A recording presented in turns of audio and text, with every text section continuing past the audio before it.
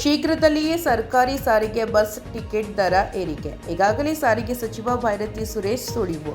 ದರ ನಿಯಂತ್ರಣ ಸಮಿತಿಯಿಂದಲೂ ಶೀಘ್ರದಲ್ಲಿಯೇ ಸರ್ಕಾರಕ್ಕೆ ವರದಿ ಸಲ್ಲಿಕೆ. ನಿವೃತ್ತ ಐಎಎಸ್ ಅಧಿಕಾರಿ ಅತುಲ್ ಕುಮಾರ್ ತಿವಾರಿ ಅಧ್ಯಕ್ಷತೆಯ ದರ ನಿಯಂತ್ರಣ ಸಮಿತಿ ಕೆಎಸ್ಆರ್ಟಿಸಿ ಬಿಎಂಟಿಸಿ ಘಟಕಗಳಿಗೆ ಭೇಟಿ ನೀಡಿ ಪರಿಶೀಲನೆ. ಮಾರ್ಗಗಳ ನಿಗದಿ, ಎಲೆಕ್ಟ್ರಾನಿಕ್ ವಾಹನಗಳ ಕಾರ್ಯಾಚರಣೆಯ ಮಾನದಂಡ, ವಾಣಿಜ್ಯ ಚಟುವಟಿಕೆಗಳು. ಡೀಸೆಲ್ ಬಸ್ಸುಗಳಿಗೆ ಹೋಲಿಸಿದರೆ ಎಲೆಕ್ಟ್ರಿಕ್ ಬಸ್ಸುಗಳ ಜೀವಿತಾವಧಿ ವೆಚ್ಚ, ನಿಗಮಗಳ ವೆಚ್ಚದ ಮಾನದಂಡ, ಸರ್ಕಾರದ ಅನುದಾನ, ವಿದ್ಯುತ್ ಚಾಲಿತ ವಾಹನಗಳು, ಚಾರ್ಜಿಂಗ್ ಮೂಲಸೌಕರ್ಯವನ್ನು ಹೊಂದಿರುವ ಬಿಎಂಟಿಸಿ ಘಟಕ ಹಾಗೂ ಅಂತರರಾಜ್ಯ ಮತ್ತು ರಾಜ್ಯದೊಳಗೆ ಸಂಚಾರಕ್ಕೆ ಪ್ರೀಮಿಯಂ ಸೇವಾ ಬಸ್ಗಳ ಬಗ್ಗೆ ಮಾಹಿತಿ ಕಲೆ.